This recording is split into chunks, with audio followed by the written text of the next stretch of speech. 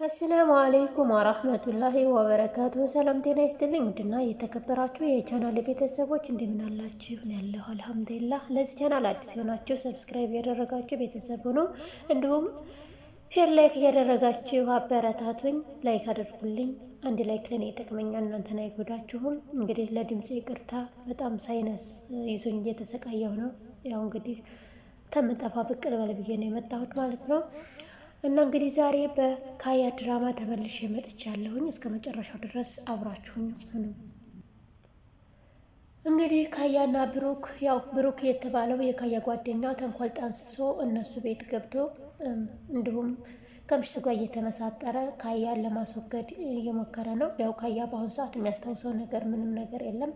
ካያ ወደ ሚስቱ ቤት መጥቶ እኔ የምፈልገው ንብረቴን ልካፈል ነው ብሎ ሲጠይቅ ብሩክ አንተ አያገባህም፣ ስለምን ንብረት ነው የምታወራው? ያ ንብረት ደግሞ የቆንጅየዋ ሚስቴ ነው፣ አንተን የሚመለከትህ ነገር የለም ብሎ በነገር ተጨቃጨቁ። ትርሲት ደግሞ ተደብቃ እየሰማች ነበርና መጣች።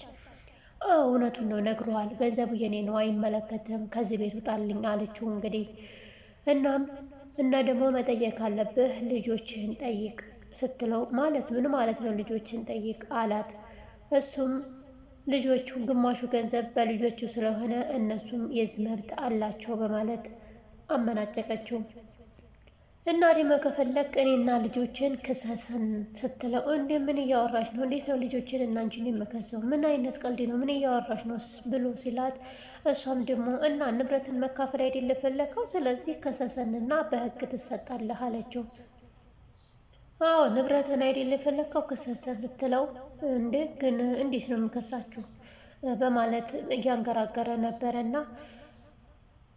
እንዴት ነው እኔ አልከሳችሁም በጭራሽ፣ ምንም የማላደርገውን ነገር አትጠይቅኝ አላት። እሷም ደግሞ ከአሁን በኋላ ምንም አይነት ንብረት እንደማታገኝ ተስፋ ቁረጥ፣ አለበለዚያ በህግ ቦታ ሄደህ መቀበል ትችላለህ አለችው። ኧረ እባክህ ተቆርቋሪ ነህ፣ ተቆረቆርክልን ማለት ነው። እኛን ፍርድ ቤት ማቆም ከበደህ ማለት ነው። አንተ እኮ ለገንዘብ ብለህ ልጆችህንና ሚስትህን መንገድ ላይ የጣልክ ሰው ነህ። ስለዚህ እኛን ፍርድ ቤት ገድረህ ገንዘብህን መካፈል ካልፈለግ በቃ እርሰው። ለእኛ አዝነ ሳይሆን ምናልባት አንተ ለራስህ ፍርድ ቤት የማትቆምበት የራስህ ምክንያት ሊኖር ይችላል እንጂ እኛ ወይም ለእኛ አዝነህ አይደለም በማለት በጣም ጮኸችበት። ብሩክም ተናዶ እንግዲህ ተቤት እየሮጠ ሲወጣ ሚኪ ተከትሎት ብሩኬ አረ ተከተለኝ፣ የሆነ ነገር ልንገር፣ የሆነ ምነግርህ ነገር አለኝ ብሎ ካስቆመው በኋላ እባክህ ዞር በልልኝ፣ ካሁን በኋላ የማምንህ መሰለህ? አንተ ለእኔ የምታዝና የምትቆረቆር አታስመስል፣ ስለዚህ አታውራኝ፣ አልፈለግህም አለው። እንግዲህ ሚኪም አረ እባክህን ተው፣ እኔ እንደዚያ አታደርገኝ፣ እኔ እኮ የልብ ጓደኛህ ነኝ አለው። አረ እባክህ ብሩኬ ተረጋጋ፣ ተረዳኝ እንጂ ምናምን ሲለው አይ ከአሁን በኋላ ምንም የምረዳህ ነገር እውነት ነገር የለም።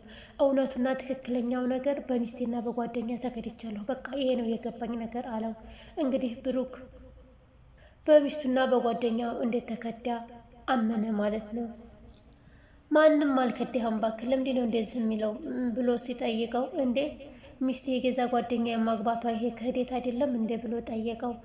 አይ እኮ ክህደት አይደለም፣ አንተ ሙተሃል ተብሎ ለኛ ሲነገረን በቃ በድንገት ተጋባን አለው።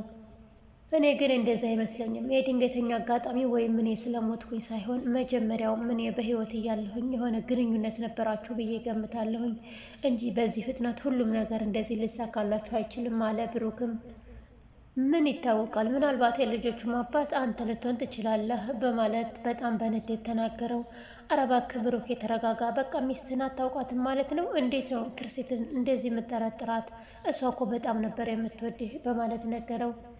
አዎ በትክክል አላውቃትም ነበረ፣ ማንነቷ የተገለጸልኝ አሁን ነው። አሁን ግን በትክክል አውቃታለሁኝ ብሎ ሲለው፣ ባከን ብሩክ እንደዚህ አትበል፣ 5 ዓመት ሙሉ አንተ ሙተሃል ብላ ስታለቅስ ነበር የኖረችው፣ አንተ እንደዚህ አትበል በማለት ለማረጋጋት ሞከረ።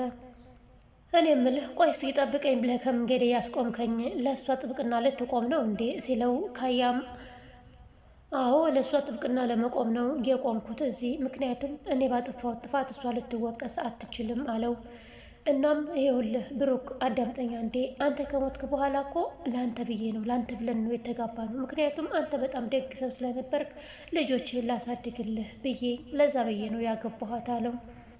እና ደግሞ ብታይ በጣም ነው የምንፋቀረው፣ እንዲህ ስንቀራረብ ደግሞ ፍቅር ውስጥ ገባን እያለ ሲነግረው በጣም ተናድዴና እሺ በቃ ምን ላድርግህ፣ በቃ ምን ላድርግህ ማለቴ ምን ላድርግ ነው የምትለኝ? በቃ ተጋብታችኋል፣ በቃ ልቀቀኝ ከመንገዴ ላይ ልሄድበት ብሎ ብሩክም ሲጮህ አይ እኔ የምልህ አንተ እንዴት ትረጋጋ፣ እውነቱ ልንገርህ ብዬ ነው አለው።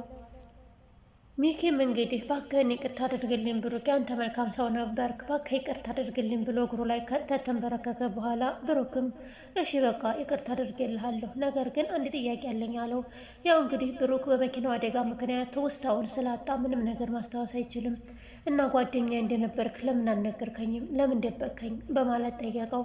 እና እንዴት ልነግርህ እችላለሁ? ጓደኛ ነበርኩኝ፣ ከዛ ሚስትህን አገባኋት ብዬ ልነግርህ በጣም ስለከበደኝ ነው አለ። ይሄ አሳፋሪ ድርጊት ነው እና ጓደኛ ነበርኩ ሚስትህን አገባህ እንዴት ልነግርህ እችላለሁ? በጣም ከባድ ነው።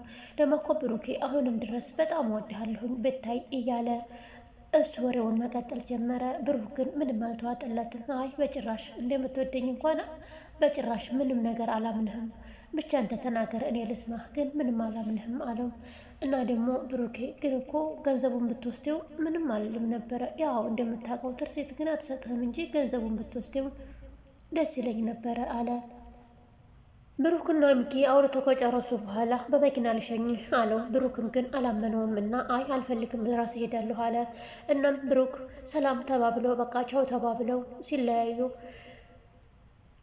ሚኪ ከኋላ ቆሞ እሰራልሃለሁኝ ይህንን ጅል ልብህን አወጣልሃለሁ፣ አሁን ይቅርታ የጠየቅኩ ከልብ ይመስሉሃል እያለ ከኋላው ያወራ ነበረ። ከአስመሳይ ጓደኛ ከአስመሳይ ሰው አላህ ይጠብቀን። ትርሴትም እንግዲህ ልክ እነሱ ከሄዱ በኋላ አልጋዋ ላይ ሆና እያለቀሰች ነበረ። በጣም ከፍቷት ነበረና ልጇ መጥቶ ማሚ እያለቀሽ ነው እንዴ ብሎ ሲጠይቃት አይ እያለቀስኩ አይደለም አለች። እናት እንግዲህ ህመሟን ሀዘኗን ለልጇ ማሳየት አትፈልግም። አይ እያየሁሽ አይደል እንዴ ለምንድን ነው የምታለቅሺው ብሎ ልጇ ቢጠይቃትም ልትነግረው ግን ፈቃደኛ አልነበረችም።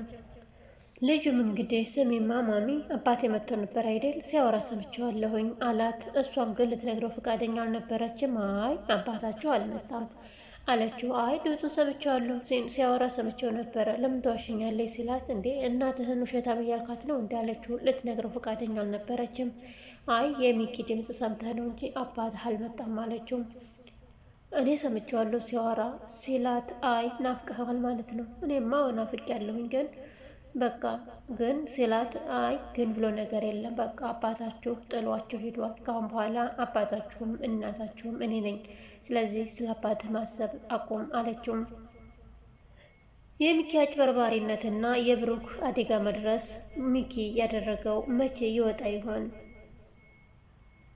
የሚኪ አስመሳይነት መቼ ይቆም ይሆን? ውድና የተከበራችሁ ቻናሌ ቤተሰቦች ለድምፄ በድጋሚ ይቅርታ እያልኩኝ እንግዲህ ለዛሬ ያስኩላችሁን እዚህ ጋር ጨርሳለሁ። በሌላ ቪዲዮ እስከምንገናኝ በያላችሁበት ደህና ሰንብቱ። እወዳችኋለሁ። ባይ ባይ።